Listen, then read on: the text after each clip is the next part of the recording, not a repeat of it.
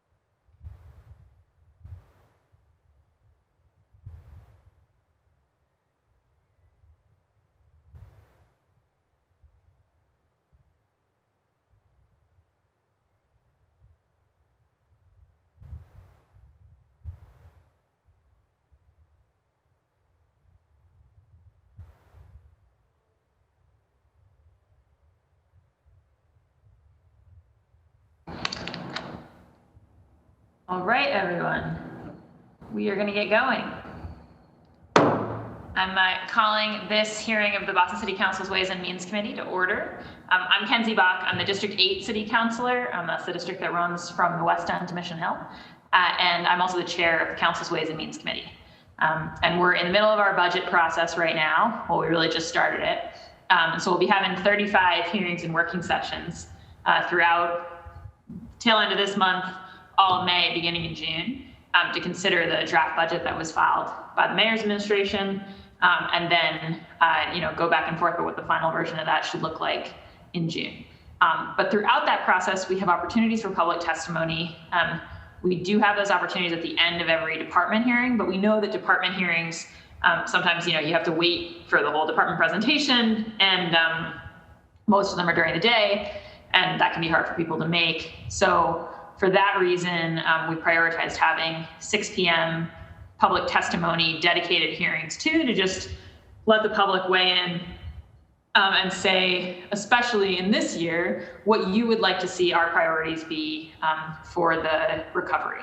And those are budget priorities, both with the city's general fund dollars and our operating budget for city programs and city stuff that you'd like to see expanded, and then also the federal funding that I think many people are aware of that the city is receiving from the American Rescue Plan, which is going to be supporting those kinds of city services, and also has the opportunity to support kind of broader economic recovery grant type programs. So in that context, we wanted to make sure we had one of these early. We're also going to have several of them later in the process because I know that some folks' ideas and thoughts on that are still in formation, but we wanted to make sure we had one early. So just in terms of some of the logistics that I've got to read through, this hearing is being recorded. It's being live streamed at boston.gov/city-council-tv, and it's broadcast on Xfinity Channel 8, RCN Channel 82, and FiOS Channel 964. If you're watching right now and you want to join us, if you go to, well, if you just email ccc.wm, that's M as in mother, ccc.wm@boston.gov, we can get you the link to come join us and offer your testimony. You can also go on boston.gov/budget-testify and sign up. We'd love to have you come join us in the Zoom tonight. We've got some folks here already, but it would be great to have you. And then for your calendar, if you're watching this later and you're like, oh no, I missed this, and 6 p.m. is the right time for me, we're gonna have another one at 6 p.m. on May 25th and at 6 p.m. on June 3rd. So those are kind of our 3 evening dedicated public testimony hearings along the way to hear from you all. You can also go on that website I mentioned, boston.gov/budget-testify in order to submit written comments to us about the budget or submit a video, which we can then append to a future department hearing. So we hope you're going to find a way to get involved. You can find out about all the department hearings when they're scheduled and everything at boston.gov/council-budget. Or tweet us your questions, #BossBudget, BOS budget. So technically this is a hearing on a bunch of dockets, which collectively make up the City Council's budget consideration process. So those are docket 0524 to 0526, orders for the FY22 operating budget, including annual appropriations for departmental operations for the school department and for other post-employment benefits. Orders 0527 to 0528, which are orders for capital fund transfer appropriations, and docket 0529 to 0531, orders for the capital budget, including loan orders and lease purchase agreements. And as I said, our focus tonight is really public testimony about what you want to see in an equitable recovery, what you want to see us devoting city resources to. So therefore, there's not going to be a presentation from the administration or departments. We're going to be jumping straight to testimony in a minute. But before we do, I just want to give my council colleagues who have joined us a brief opportunity to say a word of welcome. They have lots of other opportunities to provide at length their list of priorities for the economic recovery, so I'll ask colleagues to keep it brief tonight since we're definitely focusing on the public, but I do want to give you a chance to say hello. So grateful to be joined by Councillor Ed Flynn from District 2, Councillor Michael Flaherty at large, Councillor Ricardo Arroyo from District 5, and Councillor Anissa Sabi-George at large. So I'll just go to them each very briefly, and then we'll be jumping straight over. So with that, Councillor Flynn. Thank you, Chair Bach, and I just want to say thank you to you, Councillor Bach, and to your City Council staff, but also thanking the central staff as well for the important work they are doing behind the scenes. I'm also looking forward to hearing from the public about what their priorities are. And I don't have any opening statement other than the fact that I'm looking forward to hearing about the testimony from the residents across the city. Thank you, Councilor Buck. Great. Councillor Flaherty? Thank you. Councillor Flaherty. I'll be brief as well. This is an opportunity for give us their. Did I lose you there? Can you you were cutting in and out. Now it sounds like we might have you a little clearer. Very good. Sorry about that, Madam Chair. Technical difficulties. I'll be very brief. This is an opportunity for the public to offer testimony, give us their thoughts. I appreciate your leadership as chair. And as you know, we're all going to be focused on the recovery. We're going to have laser beam focus, quite frankly, throughout the budget process. And also our Council Pro Temp has created a new committee that I'll be chairing, working with you as the chair, Ways and Means, and all of our colleagues in their respective committees to make sure that Boston is getting their fair share, but also we're working with those that have been mostly impacted through COVID. So I look forward to listening to folks and give us their thoughts. We work for them, so we'll take our cue from the residents. Thank you, Madam Chair. Great. Thank you, Councillor Flaherty. Councillor Arroyo?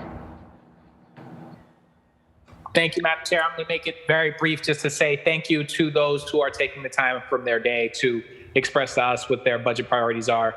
I deeply appreciate that feedback and that input. So thank you to everybody who took the time today to do this. Thank you, Madam Chair. Thanks. Councillor Asabi George. Thank you, Madam Chair, as well. And I'm grateful for the public who is with us this evening who will offer testimony. I look forward to hearing from them. I will be off camera because I am trying to get a few things done just at home, but grateful for the opportunity, and I will be listening in. Thank you. Great. Thank you so much. All right. And then, I just want to explain one more time for folks that you may have heard about federal funding that's coming our way, and it's coming in a whole bunch of different buckets. One of those is a sort of, and it's over multiple years is the thing. So it's over 3 to 4 to 5 years, depending on the different buckets. But in the immediate term, what the council expects is for $215 million to come in to the city sort of general fund, and that's the kind of first tranche of that money. And then separately, there's a whole bunch that's coming to the Boston Public Schools as well. We're happy to hear comments on any of that. I think that in terms of that federal funding, as I mentioned at the start, it's probably split between supporting expansions of government services that are provided through the city government, and then some like direct grants thinking about how to get our economy back on our feet. So a broad set of things. And then of course we've got our normal operating dollars funding our city operating budget, and that is on the table too. So I just want to be clear that these are all a connected conversation. We're having it that way at the council. As Councillor Flaherty mentioned, we've got a new COVID-19 recovery committee that's really going to be working with Ways and Means throughout this process, and then taking the baton on July 1st and continuing that oversight work throughout the year ahead. But if you're here and wondering, well, am I talking on the right topic? Anything about how we spend this money overall is welcome tonight, and we're glad to have you with us. Without further ado, I'm going to start going over to folks, and I've got a list here of people who are signed up. So the first three that we're going to go to are Lydia Lowe, James Davis, and Alex Karasik. So I'm just going to let you all in.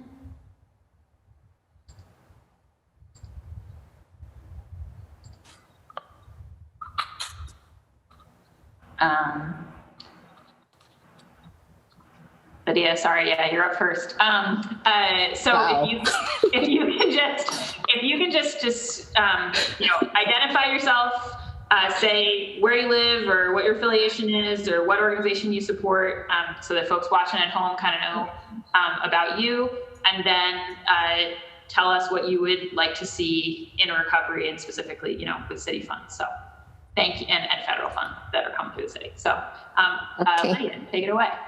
Okay, well, thank you for holding this public hearing. I think it's really important, for everybody, for people to have a voice in these decisions. And, the fact that there's a lot of federal money coming into the city, I think is, it really gives us a big opportunity in a year that's been super difficult for everybody. And I think that the impact of COVID, has made the work of preventing displacement and homelessness more important than ever.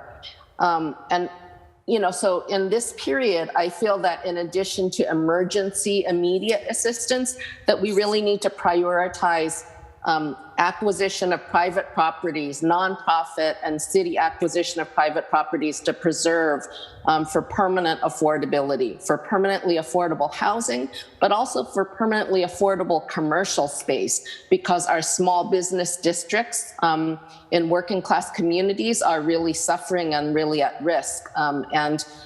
So as the city really thinks about how to center equity, I think that we also need to adopt what we're calling an equitable acquisition strategy, which is that we need to really prioritize what it means to stabilize working class communities of color in the city. We do appreciate, all that the city has done over the past year and more, but we just need to increase this type of work in a big way. And acquisition of private property to support small businesses, again, it's particularly important, and this is a rare opportunity that we have where the federal funding, is recognizing the need to really support our neighborhood small businesses. But I think it has to be more than just like loans to, for right now. If we can actually have permanently affordable commercial spaces, we stabilize those businesses long term and make sure that, that is a part of our community. So I think that I also feel, because I'm sorry, I forgot to introduce myself, as I'm from the Chinatown Community Land Trust, and our work is trying to do this type of work. Particularly, we've been focused on permanently affordable housing. But, as we look at Chinatown today, the stabilization of Chinatown's businesses is critical for the future. And we see actually a lot of mixed use properties that are changing hands right now. And we just cannot repeat the same problem that we saw in 2008, where, all the community loses wealth and the banks and the big, corporate developers are the ones that make out. So I think it's really important for us to also be creative, to be bold and creative, because, sometimes our existing programs, they have, they're very particular. They have all these specific guidelines, and one department works on this and one department works on that. But I think we need to think outside the box and have departments like economic development, which does small business support, and D&D, which does housing, actually work together and pool resources together so we can make things happen that, we don't usually do. I also think we should consider a specific community land trust fund to really, put more community control of development into the hands of the neighbors, whether it's permanently affordable housing and business space, but also, urban farms and gardens, and to look into the creation of a land bank, because there's so much property that will be changing hands, and nonprofits may not be all able to respond quickly enough, but the city can actually help to acquire foreclosed properties and other properties that are in trouble for disposition to nonprofit organizations later. So thank you. Great, thank you so much, Lydia. Next will be James and Alex, as I said, and then we'll go to Jamie McNeil and then Karen Chen. James? Thank you, Lydia, and also thank you, Councilor Bach. My name is James Davis, and I'm a Boston resident and voter at 33 Buswell Street. I'm here to ask the City Council to prioritize funding that may be freed by the Biden administration for research into psychedelics and their applications for depression, opioid abuse, and other ailments. I'm asking the council specifically to deprioritize arrests for all controlled substances, as well as the cultivation of psychedelic plants. I'm sure you all have received a lot of emails from our coalition, Bay Staters for Natural Medicine, and a lot of phone calls, and I was grateful to meet with Lauren just last week and have great productive conversations with council. We believe that this is really essential to the biomedical capital of the world's innovation in years to come, and that Boston should follow the lead of Somerville, Cambridge, Northampton, East Hampton, and almost 6 other countries that have put treating drugs as a public health issue over treating them as an carceral issue. This is a very personal issue to me. My cousin suffers from opioid addiction and has been in and out of jail and the rehabilitation system dozens of times. My uncle privately wonders if we're going to lose him to fentanyl. He's lost his custody of his daughters. Again, when he goes to jail, he loses his job and he loses the social safety net that was helping him overcome the addiction. Fortunately, Ibogaine, a West African plant, has proven benefits for reducing the amount of withdrawal symptoms that opioid addicts experience when they're moving away from their addiction. And there's peer-reviewed evidence showing that psychedelic plants like psilocybin are 4 times more effective at treating major depression than conventional SSRIs. So as you know, the hospital in your district is studying, Mass General Hospital's new Center for Psychedelic Research is studying these treatments. We already know that there's peer-reviewed evidence showing that adults are using them safely and getting tremendous benefits, potentially benefits for Alzheimer's, traumatic brain injuries, and even disorders like dementia. And so this is what's best for Boston's economy locally, but also for all the small entrepreneurs that want to experiment in the space to know that their applications for those grants from the federal government are not going to be stigmatized. And also so that ordinary adults in Boston are treated like adults and not arrested and incarcerated for possession of controlled substances. So with that, I think I've said my piece, and we really appreciate you all considering this incredibly important issue of public safety, but also how the city spends its money and allocates taxpayer resources. Thank you. Thank you so much, James. Alex, and then Jamie, and then Karen, and then it'll be Richard Guerra. Alex? Thank you, Councillor Bach and James Davis. I'm also a member of Bay Staters for Natural Medicine and as a resident of Boston. And I'm also looking for funding to be redirected for research for psilocybin and entheogenic plants as well. James covered a lot of where we stand on this issue, and for me, it's a very personal issue as well. I was almost killed a few years ago in a robbery in Chicago, and I experienced post-traumatic stress disorder from that as a result. And through some of the services of Boston and therapy I was able to get, along with using some of these plant medicines, I was able to overcome this, and I'm in a personally much better place. I know a lot of my friends and neighbors are going through a lot of mental health issues at the moment with what's going on in COVID, and I know some people who have served in the military and people who have even died from drug overdose over the years that I grew up with. And I think that this issue dramatically affects all of these people on one level or another, and I would really like to see a lot of this changed in the near future, if possible, as a resident. I think it's definitely possible, and I think that the decisions the council makes are going to be hugely impactful on deciding the course of things for Boston and the state as a whole, and this could also impact the entire country ultimately. So for me, this is something that I'd really like to see changed, and I think that this council can help us do the right thing and move in the right direction. So that's it for me. Thank you so much. Great, thank you so much, Alex. Next up, Jamie, and then Karen, and then as I said, Richard. After Jamie and Karen, I will let Councilors Julia Mejia and Lydia Edwards have also joined us, and so I'll let them also say a word of welcome. Just Councilors Mejia and Edwards, we're letting the public do their list tonight, so we're not doing extensive comments on our priorities, but we'd love to have you guys each say a word after Karen. So first, now we go to Jamie. Thank you so much, Councilor, and thank you to all the councilors on this call and anyone from the Janey administration who's on. This is so great to see. You know, this is democracy in action. It's just great to be able to have this opportunity to get some ideas out there. So my name is Jamie McNeil. I'm with Local 26, the Hotel and Food Workers Union here in Boston. Don't have to probably repeat what you've all heard for the past 14 months. Hospitality industry is the worst hit industry from COVID.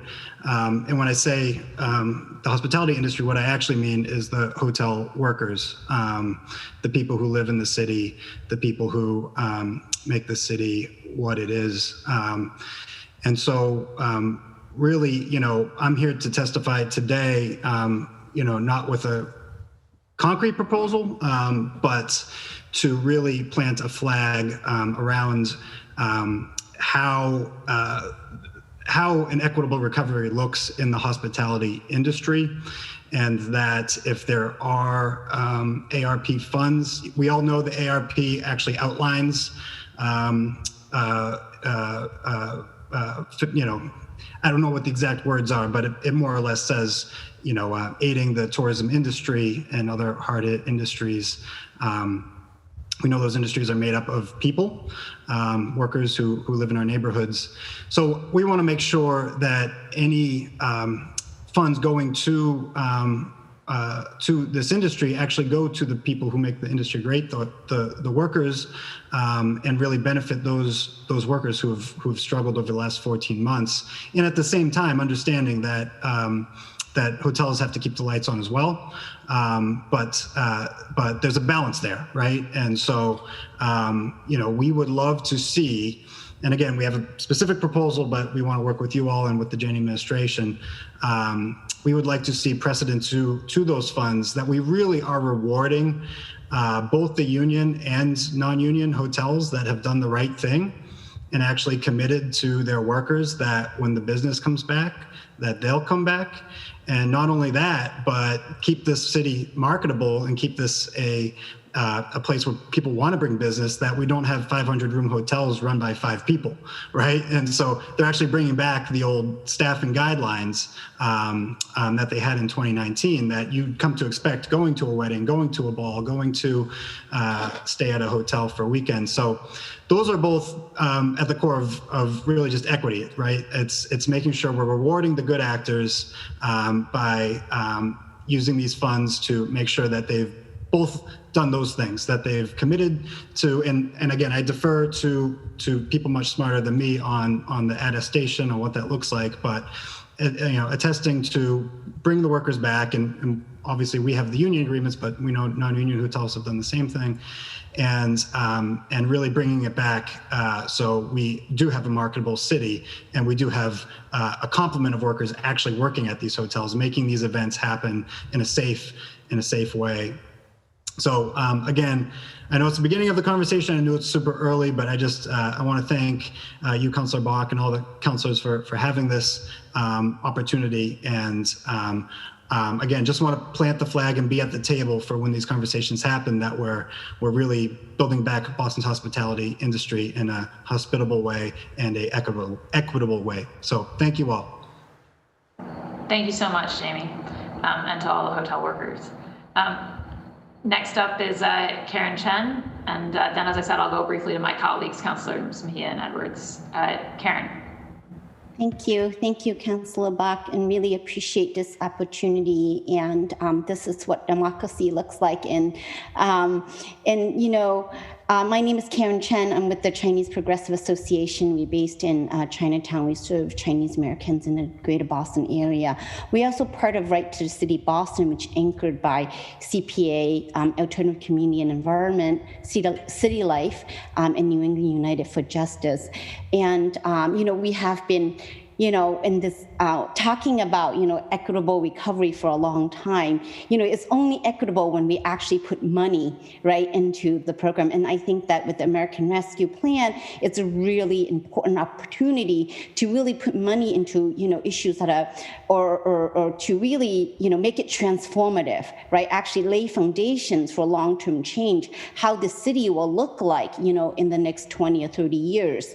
So, so we're here, I think, similar to some of the people said earlier, we're here to talk about how would we invest in the people, and that making sure that, Boston will be, a vibrant city where actually, what makes Boston interesting is all the different neighborhoods. But we also know that a lot of these neighborhoods are at risk of displacement, whether it's for, sometimes it's because of improvement in infrastructure that the community fought for, like having a new subway station, right? Having a new stop, the commuter rail.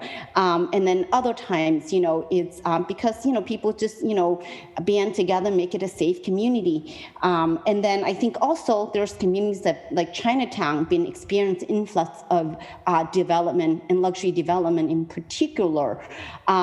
And then, so in a lot of these neighborhoods, there are a significant number of people who are paying more than 30% of the income towards rent. And I think that for some neighborhoods, during the pandemic, especially the month there wasn't, the federal stimulus money, people are paying possibly, 80, sometimes 90% of the income towards rent. So I think that this issue has been talked about for a long time in the city. And this is an opportunity to really invest, into these neighborhoods, in like Chinatown, East Boston, and we also know that areas in Dorchester, Fuse Corner to Savin Hill, Mattapan, areas of Roxbury, I think Charlestown, Austin, Brighton as well. And pretty much you can find every neighborhood in the Boston area that are at risk. So I think that it will be important to put money into these areas, really focus and experiment, right? And, can we actually, really do something, like Lydia said, big, in a big way to save these neighborhoods. And and you can set goals, right? In these stabilization zones, you can set goals where you put a certain amount of money, to nonprofits or community land trusts to acquire land for public good. And also you can start kind of like setting goals for displacement prevention, goals, and decreasing, have some sort of benchmark on, number of people, that you want to have pay, 30% of the income towards rent, like setting benchmarks that, if we are at, if we're at 30% now, in 2 years, maybe we can work towards, 50%, right? And then also, really, and it could be in forms of increasing affordable housing, making sure that the affordability matches the community income, or it could actually be funding for deepening affordability. And then also, you can also use it as a way, when I say transformative, right? How can we, change, this practice that, housing and land is used for profit only when it should be, a human right, a basic human right. So it's like piloting policies that help stabilize these zones, like tenant option to purchase, just cost eviction, rent control, or we even experiment something like rent to own programs where you actually build wealth, not just wealth of individuals, but actually the community, as a whole. And then also on top of that, we also know that in areas where there's a lot of development, we should expect more of the developers or the investors, and we know that while a lot of our people's income have increased, or many working people, but the wealthiest people actually have profited during the pandemic. We should demand more of these, of the corporate world or corporate investors, and establish programs. Like if you're gonna develop, in these areas, maybe there should be requirements of what wages should be and what kind of benefits that should be, so that we don't have, another kind of, seaport district where you see, huge gap of in terms of income and wealth. So I think that, these are some of the things that we hope that, the city will look into, as kind of just to experiment. And then I think that, and also, maybe that would also could become, long-term investments or long-term strategies, to stabilize at-risk neighborhoods. Great. Thank you so much, Karen. I'm now just going to give my colleagues who have joined us a moment to just say a word of greeting. So Councillor Mejia, then Councillor Edwards, and we've also been joined by Councillor Andrea Campbell from District 4. Councillor Mejia, did you want to say a quick word? No, I'm here to listen. So I'm here to take my marching orders from the people who are doing the work or living the realities, and happy to be here and taking notes. Thank you.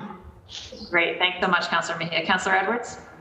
Hi, everyone. Honored to be here to listen, to learn. I just honestly want to take as many notes, understand what you need, and do our best to adjust our budget asks to what you guys are demanding. So thank you for this opportunity. I want to thank all of you for showing up. It is truly democracy in action. Thanks. Great, thanks. And Councillor Campbell? Thank you, Councillor Bach, and of course, thank you for your leadership in creating this space. I just saw Karen was testifying. Great to see you. But yes, here, like all the other council colleagues, to listen, take notes. My team is also on, so that as we go through the process, we have a deep sense of what community and residents want, need, deserve, and are entitled to. So thank you so much. Great, thank you. And next up from the public is Richard Guerra, and then on deck will be Lauren Chambers. Richard? Hi, can you hear me? Yes. Okay, awesome. Hi, I'm Richard Guerra, Cincy Media Group and Decriminalized Nature Massachusetts, and Bay Staters for Natural Medicine, representing all those groups today. I am here to strongly support resolution deprioritizing arrests for all controlled substances and cultivation of psychedelic plants. And ultimately, seeing the war on drugs end means a lot to me. I spent my entire life embedded in the arts, live music, visual art, performance art here in Boston, in media, printed film, digital, social, in community, festival culture, and legal cannabis advocacy. When I think of the common thread that enhances my understanding and perspective that ties all those things together, I do think of entheogenic plants and medicines. As an undergraduate at Boston University, I was arrested for nonviolent first offense of distributing psilocybin mushrooms, cannabis, and cocaine to other students. This was in 2010. This condemned me to serve 20 months in South Bay Correctional Facility, followed by a year of parole and 2 years of probation. Sadly, even though I later completed my degree and had a support network that many lack, I battled anxiety and PTSD for many years after incarceration. But with the help of EMDR therapy, along with the intentional use of psilocybin, MDMA, and other entheogenic plants, I was able to heal from this trauma and rededicate myself to the fight for decriminalizing these therapeutic substances. After all, entheogenic plants have long improved my spiritual relationship with nature, art, media, legal advocacy that have defined my career. And it's time that others in the community can use them safely and equitably without fear. I will add that miraculously, my felonies were dropped due to the anti-Duke and drug lab scandal. Quite an interesting situation there. I learned firsthand that the incarceration and criminalization of controlled substances, especially entheogenic plants and fungi, has severely destructive effects on the hearts and minds of our people and their families. When I went through the criminal justice system at South Bay in our city, I was lucky enough to have a support network, education, and sobriety to make it through all that. So many in our city do not have that support, and we know that drug charges and records like that make it nearly impossible for our people, many are who are young, mentally unwell, or addicts, to recover. And we see more criminal behavior and recidivism emerge. I believe that to see the city of Boston take a stand on this issue and follow suit with Cambridge, Somerville, and Northampton will be the most significant catalyst for positive and compassionate changes across the state and the country. And by the way, I'm in Brighton, Oak Square. Thank you so much for this. I appreciate all of you. Great, thank you so much, Richard. Next up is Lauren Chambers. Good evening, can you hear me okay? Yep, we can hear you great. Okay, yeah, good evening, and thank you so much, Madam Chair, and also to Richard. My name is Lauren Chambers. I'm the staff technologist at the ACLU of Massachusetts. So rather than advocating tonight for areas where Boston's budget should be focused, which I'll leave to community leaders that we clearly already have out in abundance, tonight I want to point out some areas where it should be reduced, in particular policing. So the ACLU recently published analysis that catalogs the extent of the burden that police overtime in Boston places on the city budget, and also outlines the really ridiculous obstacles that we currently face to changing policy to actually control that spending. But as I believe the council is already familiar with those data and also with generally the budgetary landscape around policing, tonight I'm not showing any charts. Instead, I want to respond directly to a request that Councillor Bach made on Monday during the community question session, where she asked and requested that advocates share, instead of just how much we want to see the police budget cut, actually how we can do that. And so I want to respond to that by saying that I mirror her frustration with the situation. So just as the council's hands are clearly tied when it comes to cutting police budgets, advocates are currently left guessing when it comes to understanding how different policing practices are actually using taxpayer money. And so because of that, I wanted to share 5 priorities that we've identified that we believe are currently within the purview of the council, which should be hopefully immediately adopted to increase transparency around policing. And so those are: 1, breaking down the BPD's minimum staffing levels and the formula that's used to calculate them. I know Councillor Arroyo has already been trying to pursue that data. 2, publishing better data on 911 response. So currently they're publishing just daily counts of how many 911 calls they're getting, but not details about the type of 911 call, the location, or about the number of police that are responding. So we'd love to have that data available. 3 would be to publish geographic data on where BPD resources and initiatives are distributed across Boston neighborhoods to understand where policing is happening and at what level. 4 is requiring that the BPD publish more detailed data on police incidents, reversing a record system change that took place in fall 2019. So we actually talked about this at a council hearing a few weeks ago with Councillor Campbell and the Committee on Public Safety. And 5 is to dedicate city resources to publicly analyzing the data on policing that is already available, because this work shouldn't be done exclusively by volunteers, advocates, and university groups, as it has been over the past few years. It would be great if there was a city office dedicated to that sort of work. Additionally, I also urge that the council insist that Mayor Janey and her administration make public their priorities around equity and fiscal responsibility as they're negotiating the police contracts. As we know, a lot of these questions are currently tied up in police contracts, and it would be great to have an eye on what's going on there. I'll also briefly share my disappointment that while the BPD is the second largest line item in the whole budget, we have only 1 scheduled hearing on it this session compared to the 8 hearings that are scheduled on BPS, which is the first item in the budget. And we really encourage the council to understand that reining in police budgets must be one of the priorities this budget season. Absolutely. So thank you for your consideration, and the ACLU definitely looks forward to continuing this conversation over the coming months. Great, thank you, Lauren. And I will say, last year we made the mistake of bundling it with fire and EMS. So I would say it's a step in the direction. But great, thank you so much. Next up, sorry, I neglected to let the next person through. We'll hear from Jennifer Stell. And then just while Jennifer's coming in, it'll be Jason Maniscalco.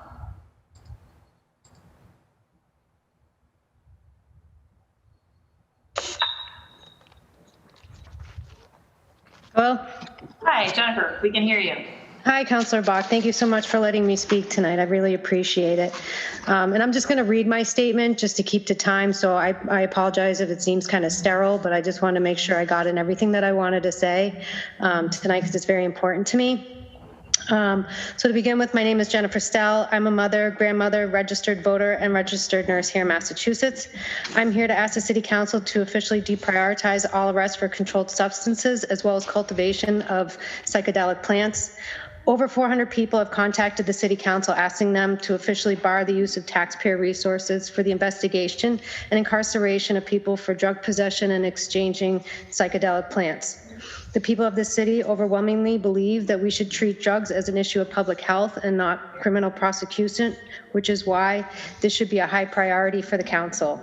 I believe firmly in this issue because since I was 8 years old, I have suffered from debilitating cluster headaches, which is one of the most painful chronic conditions known in medicine. I've also suffered from migraines, and both were very painful and were daily and led me to an addiction to opioids to manage my pain. I was also arrested, tried, and convicted on cannabis charges when I was 17, which has had very heavy implications in my life. Entheogen medicines like psilocybin and ibogaine have actually changed my life by helping me manage my excruciating cluster headaches and migraines and overcome the addiction that was standing in the way of my best life. But because these plants are illegal, access is limited and are often difficult for me to obtain, which means many days of excruciating pain until I'm able to find them. This affects me as a parent, grandparent, it affects my job, and it affects my overall quality of health, not to mention the absolute risk I'm taking by trying to obtain them. Today, there are many people suffering from anxiety and depression, and it's only gotten worse since COVID. There are numerous studies proving that entheogen plants help with treatment-resistant anxiety and depression, migraines, and cluster headaches, as well as helping those struggling with addiction to heroin, cocaine, meth, alcohol, and cigarettes, and I'm one that can attest to that. This is why I'm urging the council to hear its voters and place decriminalization on the top of their priority list. Thank you so much for your time.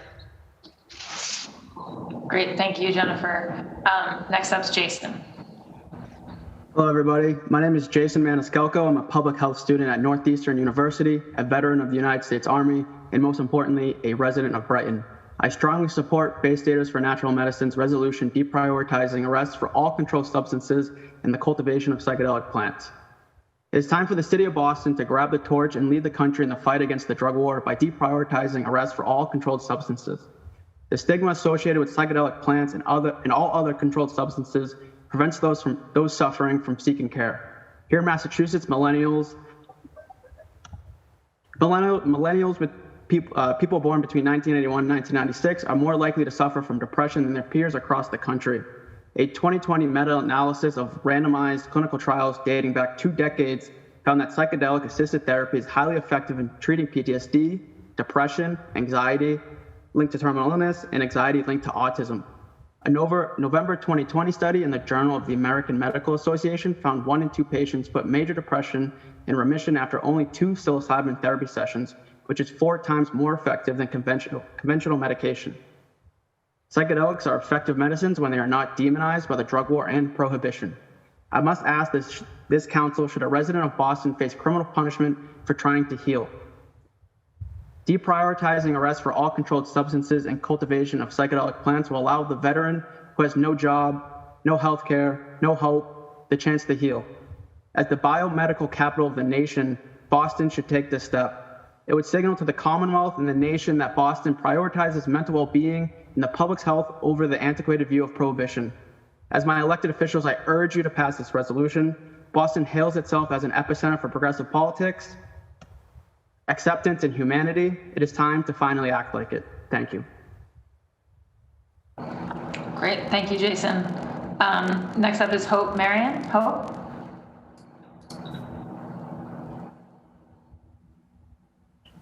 Thank you so much for your time and for having us here today.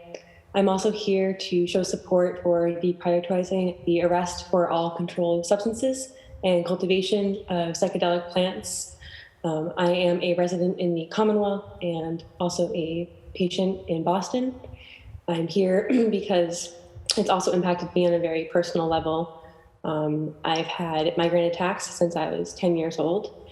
And at one point, I was having severe migraines 4 times a week with headaches constantly. And in my 26th month of this and working with a huge team of neurologists in Boston, I reached literally no more options. And I approached them after seeing National Geographic talk about using it for cluster headaches. So about 5 to 6 weeks later, I no longer had these intense experiences. And it's been an amazing alternative option for me. So I appreciate you listening to everyone else that's here to support from Bay Staters, and thank you. Thank you. Thanks, Hope. Next, sorry, just also getting through. Next up, we've got Miyabi Shields. I'm sorry, Miyabi, if I've mispronounced that, please. Oh, no, you got it close enough. It's Miyabi, like Karate Kid. Thank you. Thanks for hearing and for the opportunity to speak. I've actually never done this before, and I do really feel like this is, it's great to be involved, and it's great to be heard. So thank you. I'm Miyabi Shields. I'm a registered voter in Boston. I live in JP. I'm a biochemist. I've been researching drugs in the brain at the molecular level for 11 years now. My PhD is in pharmaceutical sciences and the system in the brain that interacts with cannabis. And I am also here in support of Bay Staters for Natural Medicine to ask the council to deprioritize arrests for controlled substances, as well as cultivation of psychedelic plants. So I think other people have mentioned, and I could spend the next few minutes sharing statistics and data from recent scientific journal articles. They show a huge therapeutic potential for psychedelics, or I could focus on the many academic perspectives that state very clearly that ending the war on drugs is the first necessary step towards racial justice in our country. But those are things that you could Google on your own, and I do highly encourage you to do so if you need more information on it. Instead, I'm going to tell you something about myself that I used to feel deeply ashamed about and fearful, because it's a highly stigmatized topic, especially for someone who's a scientist. And I've struggled with my mental health my entire life. I've been prescribed with many different types of pharmaceutical drugs. They do work for some people, but for me, they made my symptoms much, much worse. The years that I spent on those medications were really painful and really confusing. And at the end of it, I tried to kill myself with the same pills that were supposed to be helping me.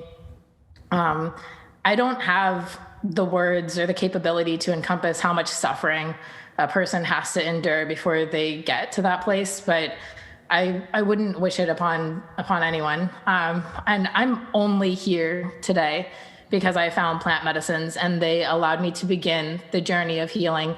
And, after only one single use, psychedelics permanently changed my perspective on my life and, gave me different insights on what my future could look like. I specifically studied neuropharmacology and the intersection of neuropsychiatric drugs and behavior so that I could fully understand what happened to me. And I've concluded that by far plant medicines are more therapeutically beneficial for me than their synthetic pharmaceutical alternatives. I'm definitely not alone in that. I just happen to also be able to explain why at the molecular level. And, I would be happy to answer any questions about like the substantial scientific evidence behind them or the academic perspectives and the benefits of decriminalization in terms of social equity and in terms of like helping with racial discrimination in our country. And I have reached out directly to many of you, so you do have my contact information in your emails, and I would love to hear from you. And thank you so much for listening to this, and also for the work that you do for our city. I love living here. I've been here since I started my PhD, and I love it here. So thank you. Thank you, and thank you. This is obviously not really a talk back because we're trying to give people a space to share today, but I want to thank you and also recognize you sharing a really painful story. And I think a number of the folks who have testified have spoken to personal experiences that I just, we're not sort of doing the dialogue thing, but I just want to acknowledge that it does take courage to come into this space and speak about all that. So thank you for joining us tonight. Next up is Hamza Mahmoud, and then it'll be Kathleen Patron.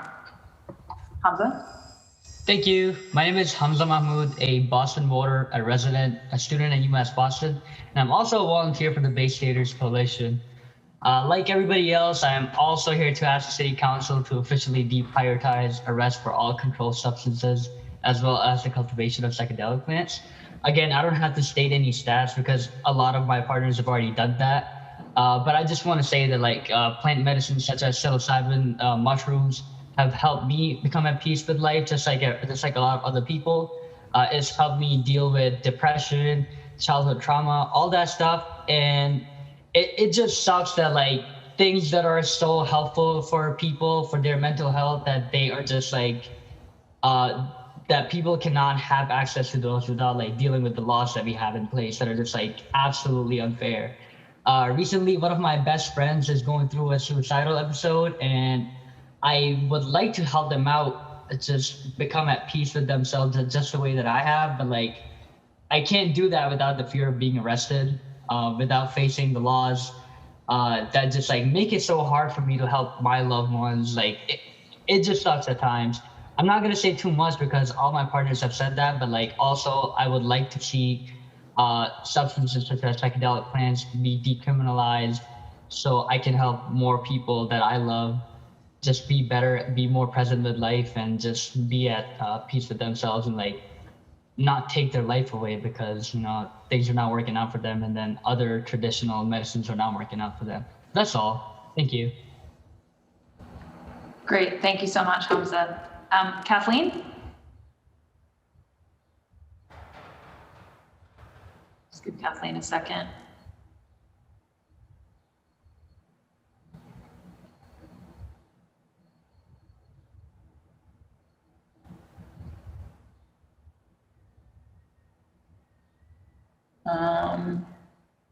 Kathleen, I see you on my screen, but I don't see you or hear you.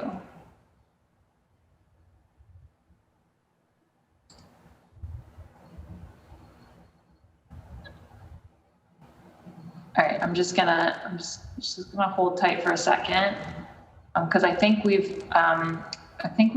waiting on Kathleen to activate, and then I think we've heard from everybody who's on the line here. We do have a few more folks signed up to testify.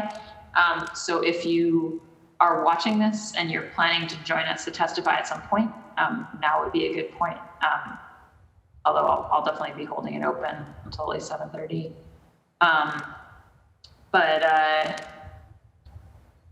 I'm going to call at the moment, I'm going to call a 1-minute recess just to try to figure out what's going on our tech side with Kathleen. So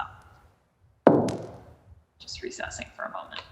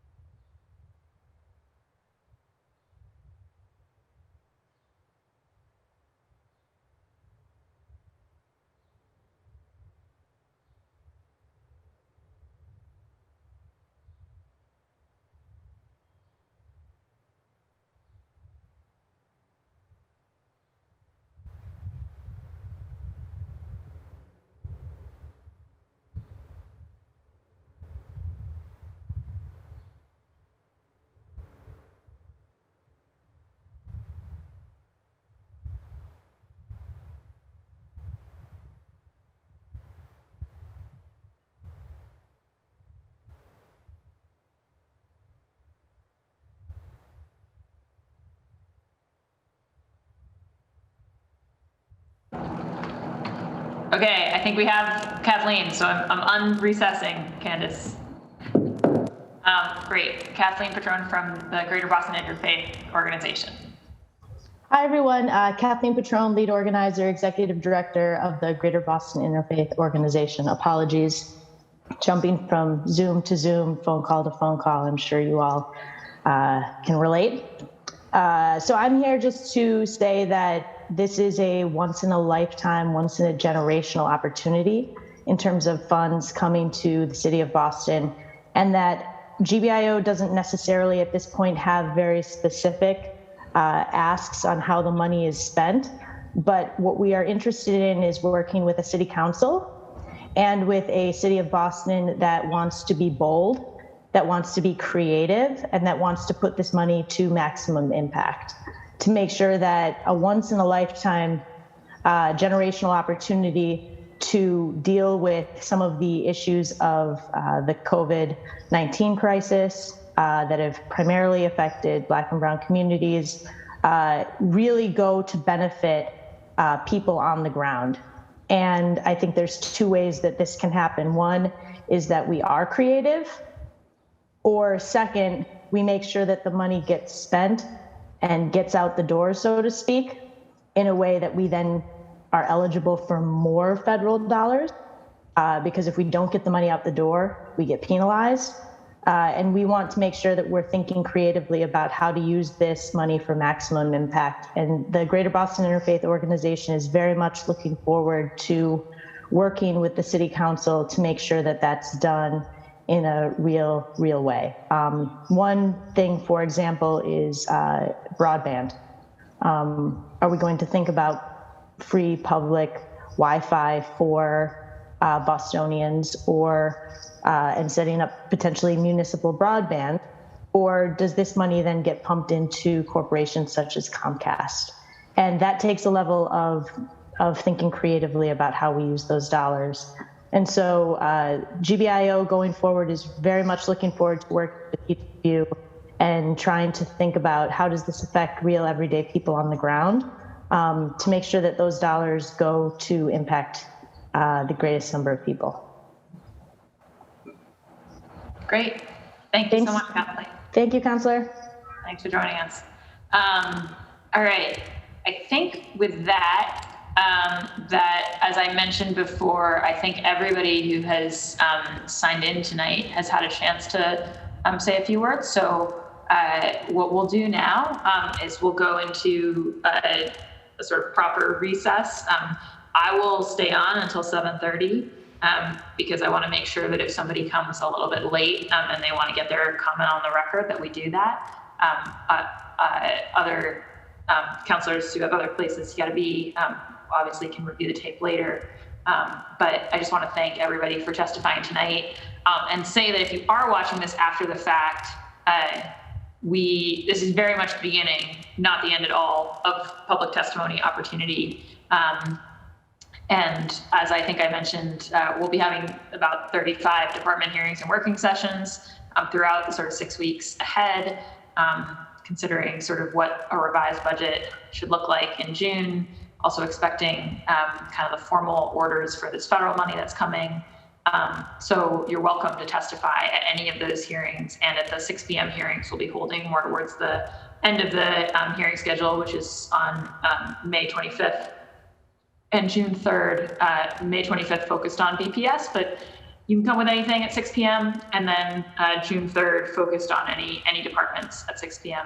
But along the way, you can come to any hearing. You can find all of this info at boston.gov/council-budget. You can email ccc.wm@boston.gov for more info. You can find out how to testify at boston.gov/budget-testify. So we would love to have you involved along the way. I do think that, to Kathleen's point, and some of the creative things that we heard tonight, from the hotel workers and from Chinatown, both CPA and the Land Trust, and others talking about kind of, we don't yet quite have the definition, but we know that we want to go big and do something transformational. I think that the council is on that same wavelength. I also think that what Kathleen just alluded to, the fact that we need this federal money to be utilized and hit the ground running and have a real impact on people in the moment where we're kind of, really at the dip in this crisis, means that we all should, have these conversations proactively over the coming weeks, and not push it off too much, because people are counting on us to put these funds to work for the sake of the people of Boston. So really appreciate everybody coming tonight, and also again to the many folks, particularly speaking on behalf of the Bay Staters group, for sharing your stories and your testimony and pushing us on the council.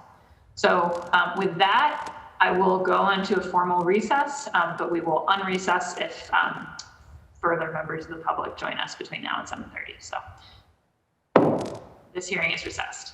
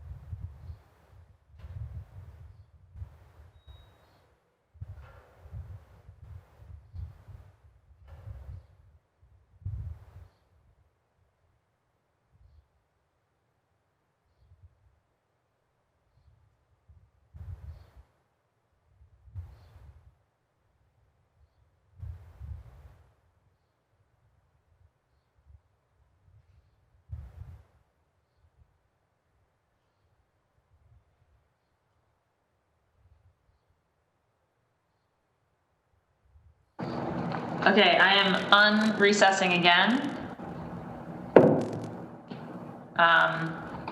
As we have been joined by Mr. Tom Callahan.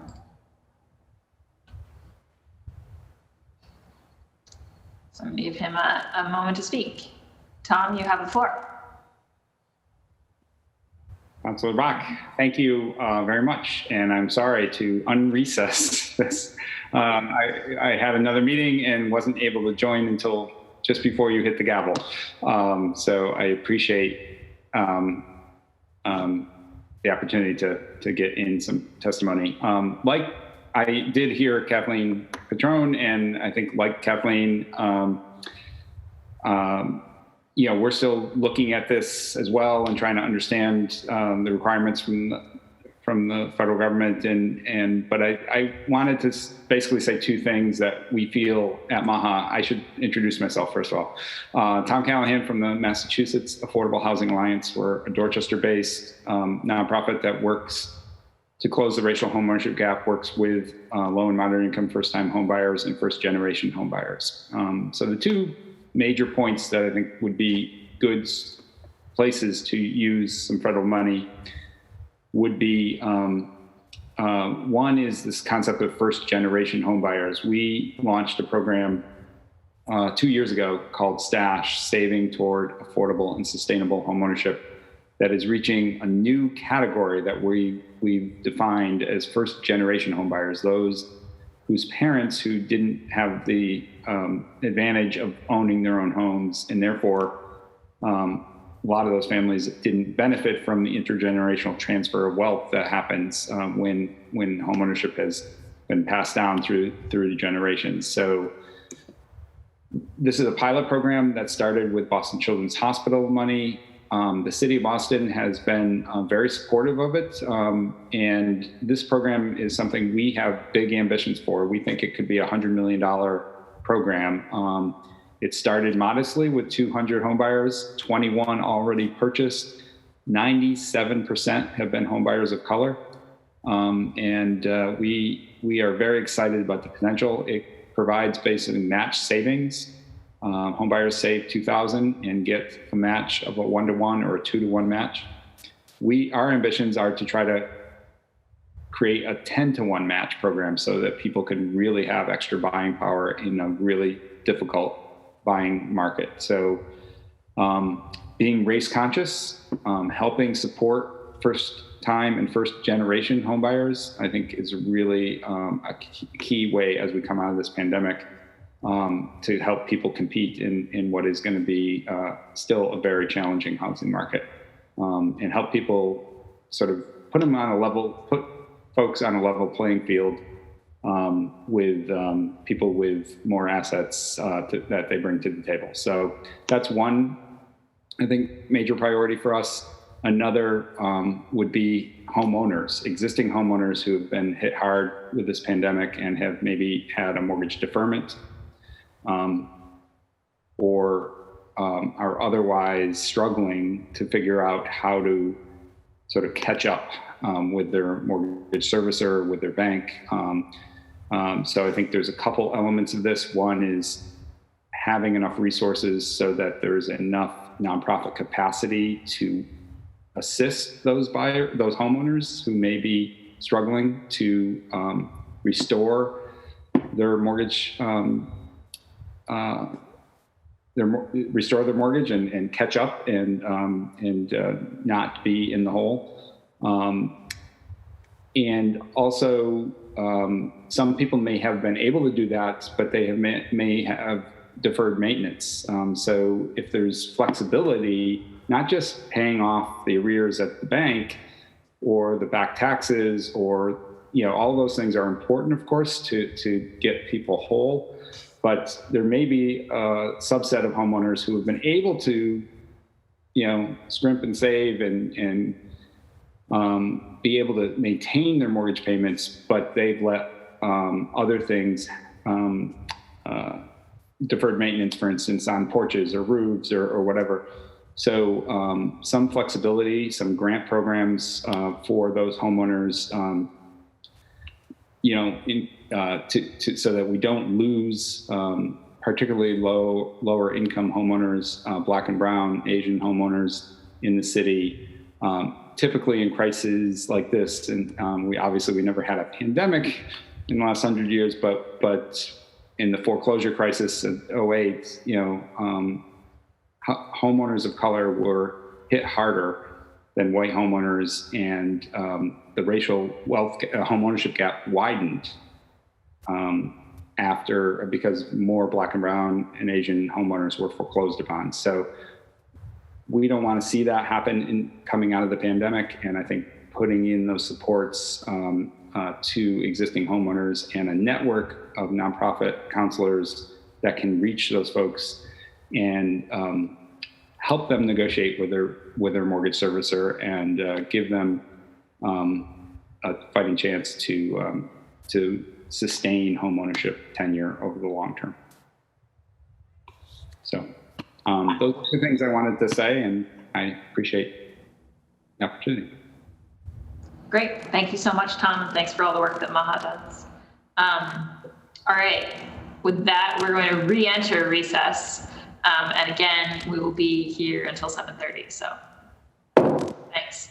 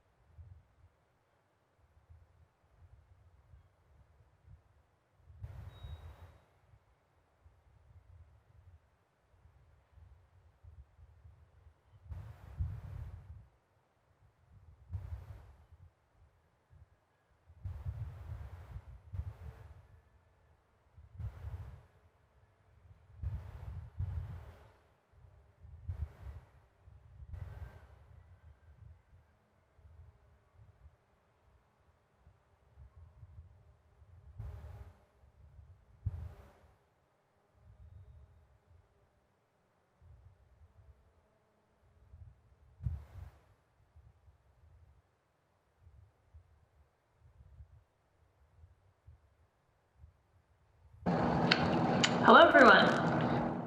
It is 7:30, and I think we are going to be done for the night.